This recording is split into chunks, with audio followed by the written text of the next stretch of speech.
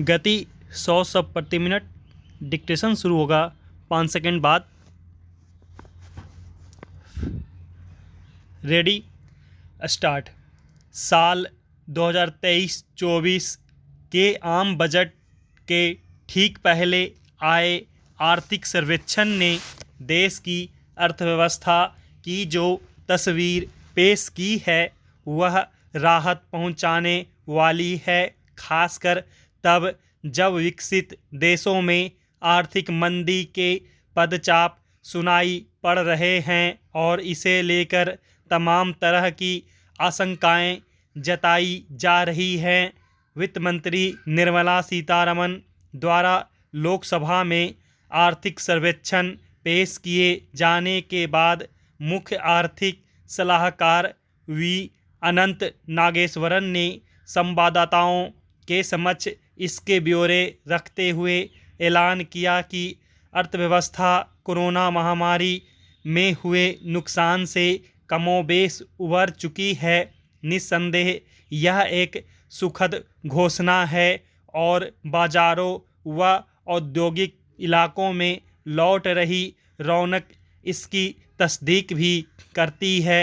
ऐसे में आर्थिक सर्वे में आने वाले दिनों में खपत बढ़ने और घरेलू मांग की स्थिति के मजबूत होने को लेकर जो उम्मीद जताई गई है वह निराधार नहीं दिख रही। सर्वे के मुताबिक वर्ल्ड कमोडिटी में कीमतें उतार पर हैं और इसका असर हमारी थोक मुद्रास्फीति में गिरावट के रूप में दिखा भी है। जाहिर है आने वाले दिनों में इससे खुदरा महंगाई में भी कमी आने की आशा है। यह घरेलू मांग में वृद्धि के लिहाज से एक सकारात्मक संकेत है। आर्थिक सर्वे ने कृषि क्षेत्र को लेकर जो तस्वीर पेश की है वह भी उत्साह बढ़ाने वाला है। कृषि क्षेत्र में निजी निवेश में 9.3% की बढ़ोतरी देखी गई है। इस क्षेत्र की मजबूती हमारे लिए कितनी ज़रूरी है यह बताने की ज़रूरत नहीं है। महामारी ने शीशे की तरह साफ कर दिया है कि हमारी विशाल आबादी पिछले 3 वर्षों से हिचकोले खाती वैश्विक आर्थिकी के बीच यदि भरपेट भोजन कर सकी तो इसमें हमारे कृषि क्षेत्र की भूमिका है।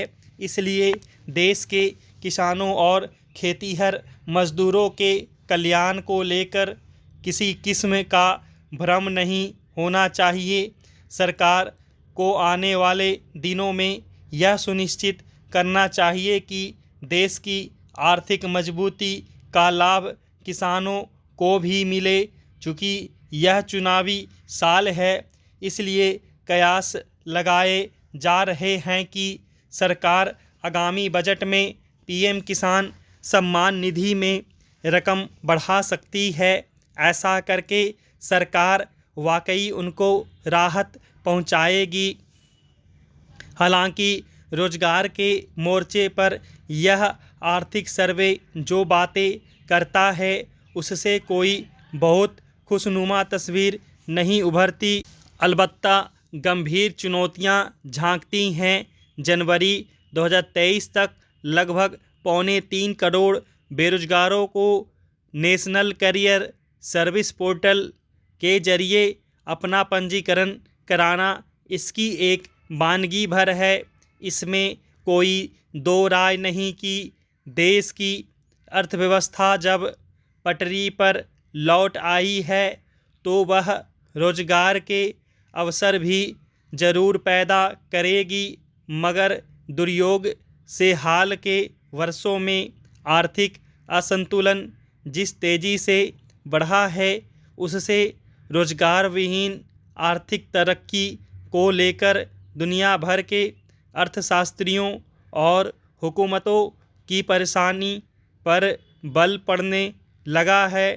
आर्थिक सर्वे के आंकड़ों को देखते हुए वित्त मंत्री से यह अपेक्षा की जाएगी कि वह अधिकाधिक रोजगार पैदा करने वाले सेक्टरों को अधिक तवज्जो दें। वैसे भी भारत दुनिया का सबसे बड़ी युवा आबादी वाला देश है, तो उसे इस युवा शक्ति का लाभ जल्द मिलना भी चाहिए। यह अच्छी बात है कि वैश्विक रेटिंग एजेंसी मूडीज ने आगामी वित्त वर्ष में भारतीय अर्थव्यवस्था को लेकर यह कहा है कि यह G20 की सबसे तेज विकास दर वाली अर्थव्यवस्था होगी, तो इसका असर आम भारतीय की जेब पर भी दिखना चाहिए। बजट से एक दिन पहले संसद में आर्थिक सर्वेक्षण पेश किया गया। इसमें दावा किया गया है कि अर्थव्यवस्था पर महामारी का असर करीब करीब खत्म हो चुका है। सर्वेक्षण के मुताबिक चालू वित्त वर्ष में देश की अर्थव्यवस्था 60% बढ़ी है। रिजर्व बैंक का अनुमान था कि इस साल यह बढ़त 6.8% हो सकती है। जाहिर है यह उम्मीद से बेहतर स्थिति है, हालांकि यह अनुमान ही है क्योंकि पूरा हिसाब लगना अभी बाकी है। केंद्र सरकार की भी चिंता यही है कि दुनिया के किसी कोने में कहीं कुछ ऐसा न हो जाए कि बनता हुआ खेल फिर बिगड़ जाए। सर्वेक्षण के मुताबिक अगले साल GDP की बढ़ोतरी 6.5% रह सकती है। कहा यह भी गया है कि यह बढ़त कुछ ऊपर नीचे यानी 6 से 6.8% के बीच कहीं भी रह सकती है। दोनों ही सूरत में यह पिछले 3 साल में देश की तरक्की की सबसे धीमी रफ्तार होगी।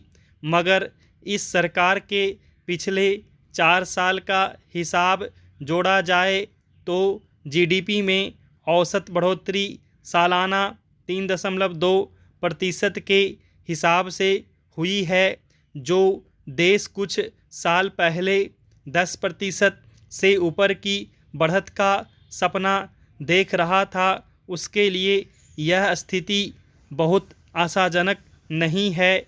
चिंता की बात यह भी है कि साल 2019-20 में यानी कोरोना से पूर्व भी वृद्धि दर 3.7% थी, जो दिखाती है कि अर्थव्यवस्था की रफ्तार पर ब्रेक लगना कोरोना से पहले ही शुरू हो गया था। आर्थिक सर्वे के साथ ही अंतर्राष्ट्रीय मुद्रा कोष यानी IMF का वर्ल्ड इकोनॉमिक आउटलुक भी आया है, जिसमें कहा गया है कि भारत की GDP ग्रोथ 2022 के 6.8% से गिरकर 6.1% हो जाएगी। मगर इस गिरावट के बावजूद भारत की तरक्की की रफ्तार दुनिया में सबसे तेज रहने वाली है। वित्त वर्ष 2023-24 के लिए IMF ने भी भारत की ग्रोथ का अनुमान 6.8% रखा है। यहाँ आर्थिक सर्वेक्षण और अंतर्राष्ट्रीय मुद्रा कोष लगभग एक राय रखते हैं, और यह तब है जब दुनिया की आर्थिक वृद्धि की रफ्तार 3.4% से गिरकर 2.9% रह जाने का डर है। आर्थिक सर्वेक्षण में कहा गया है कि भारत अब वापस तरक्की की उसी राह पर चलने को तैयार है जहां वह महामारी से पहले था। इसमें इस बात पर जोर दिया गया है कि इस वर्ष भारत की अर्थव्यवस्था में जो मजबूती आई है उसकी बड़ी वजह निजी खर्च और निजी क्षेत्र का पूंजी निवेश भी रहा। साल की पहली छमाही में निजी खपत का आंकड़ा 2015 के बाद सबसे ऊंचा रहा है। निजी निवेश बढ़ने से रोजगार बढ़ाने में मदद मिली है, जिसका सबूत शहरों में बेरोजगारी कम होने और ईपीएफओ में पंजीकृत कामगारों की गिनती बढ़ने में मिलता है। इसके बावजूद सर्वे का कहना है कि निजी क्षेत्र को पूंजीगत निवेश यानी नए कारखानों या अस्थिर संपत्ति में निवेश बढ़ाकर अगली कतार की भूमिका निभानी होगी। स्टॉप।